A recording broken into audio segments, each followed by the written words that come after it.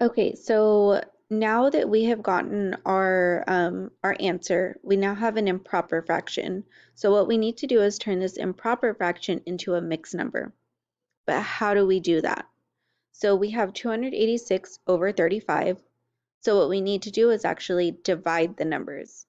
So remember, our top number goes in the inside of our house, and the bottom number has to wait outside. So 35 can go into 286 8 times, and that's going to give us 280. If we subtract that, we're left with 6.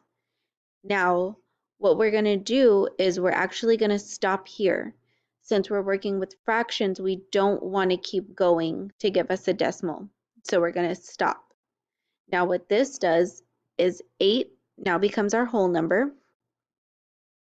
So 8's our whole number. And then 6 is our remainder.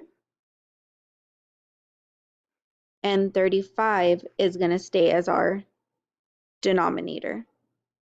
So this now converts to 8 and 6/35. Now for this fraction, we're done. So this is the simplest form that it can go into.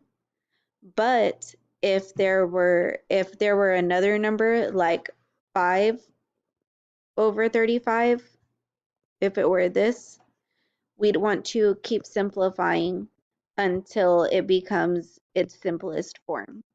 So what we'd want to do is divide 5 by 5, which would give us 1, and then 5 by 35, which would give us 7.